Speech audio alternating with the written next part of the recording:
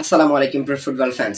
দর্শক, গতকালকে ইউরোপা লিগের ম্যাচে ম্যানচেস্টার ইউনাইটেড মুখোমুখি হয়েছিল বোডো গ্লিমটের মুখোমুখি এবং সেখানে কিন্তু ম্যানচেস্টার ইউনাইটেড ৩-২ গোলের একটা উত্তেজনাপূর্ণ ম্যাচে জয় পেয়েছে এবং সেই জয়টা পাওয়া কিন্তু অনেক বেশি দরকার ছিল, কেননা ম্যানচেস্টার ইউনাইটেডের নতুন কোচ রুবেন অ্যামোরিম তিনি কিন্তু আসলে দুর্দান্তভাবে এই দলটাকে গোছানোর চেষ্টা করছে।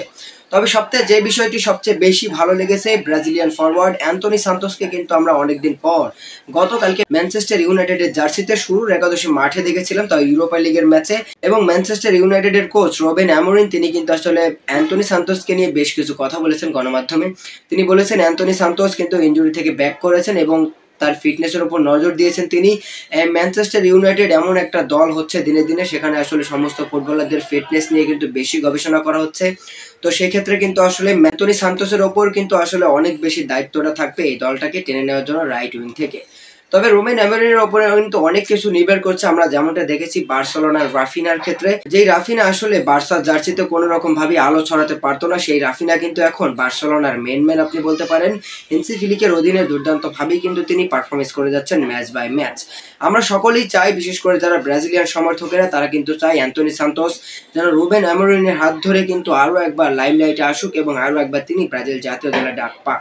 মূলত অ্যান্টনি সান্তোস কিন্তু 2022 সালের কাতার বিশ্বকাপ খেলেছিলেন এবং সেখানে কি পরিমাণ পারফরমেন্স তিনি করেছিলেন এটা যারা আসলে খেলা দেখেছিল তাদেরকে আর নতুন করে বলে বোঝানোর মতো নাই।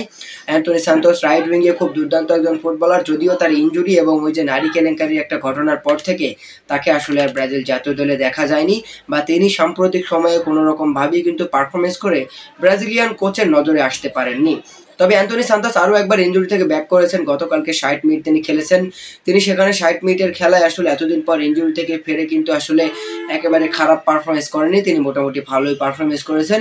তবে ডে বাই ডে যখন তিনি সুযোগ পাবেন তখন কিন্তু আসলে তার আরও বেশি খেলার প্রতি মনোযোগটা বৃদ্ধি পাবে আপনি বলতে পারেন, এবং তার ওই খেলার প্রতি আগ্রহটা বৃদ্ধি পাবে। তিনি ম্যানচেস্টার ইউনাইটেড জার্সিতে যখন গোল অ্যাসিস্ট করতে পারবেন তখন তার কিন্তু আসলে আত্মবিশ্বাসটাও আরও একবার বেড়ে যাবে, আর আত্মবিশ্বাস বেড়ে গেলে কিন্তু তিনি আরও একবার সেই মাপে ফুটবল খেলতে পারবেন যেই মাপে তিনি 2022 সালের দিকে খেলেছিলেন।